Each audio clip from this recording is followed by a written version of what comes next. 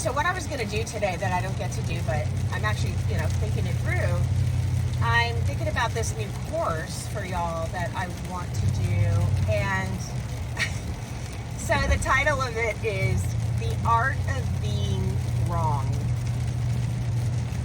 And I think I'm going to put that together and roll it out in a few weeks.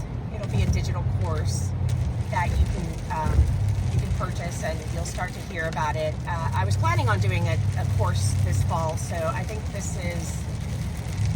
I've been working on the content for several months, and I think I finally got it to come together.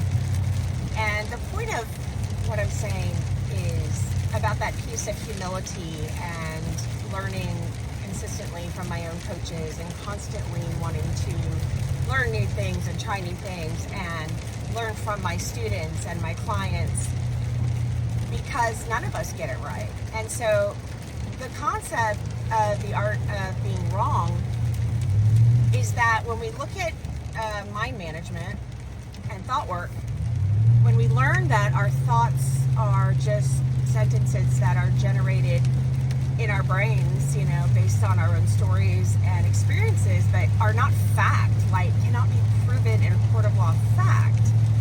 What that says is, to me, and we're in a pretty divisive world right now, regardless of where you fall on the lines of division, none of our actual beliefs that so many people seem willing to die in a ditch on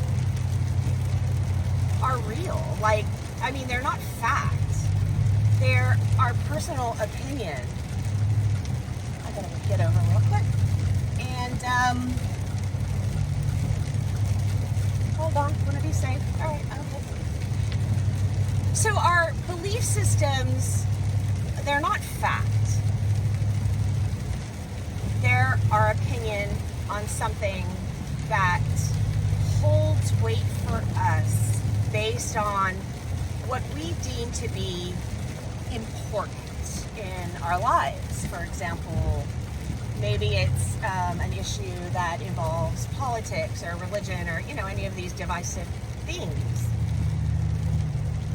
When we can manage our minds around these things, regardless of what they are, because the issue itself doesn't actually matter in this conversation. Obviously the issues matter, but in this particular conversation, what I'm trying to explain is we need to have this level of humility.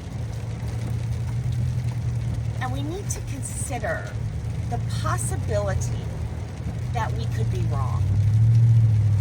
And wrong or right is not the point. The point is are we willing to lose friendships? Are we willing to be in fights that destroy things that we love, relationships that we love, people that we love, just because we truly believe we are correct about something that we cannot prove in a court of law? We can't. And the goal of what I want to teach in this particular course that I've been sort of mulling over in the car, that I had this little aha moment, why don't I share it? This idea that I've been working on for months and months. What if we asked people why they believe what they believe, rather than jump into this place of significant defensiveness? What if we just said, I don't understand how you can believe that, whatever it is. I don't believe that. I am 1,000% convinced that is not the way to go, or the way to think, or the decision to make. But why do you think that is such a good idea?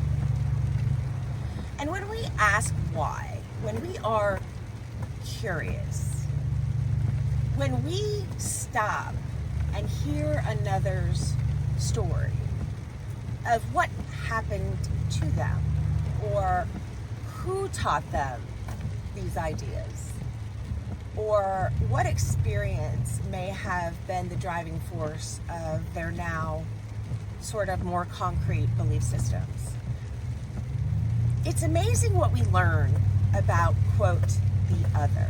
And, you know, when we go back to all that survival stuff, the human brain, it is human nature to other someone because, you know, back in that sort of tribal time, you had warring tribes, you had other communities that needed resources and food and shelter and things like that. And so they would take from one another.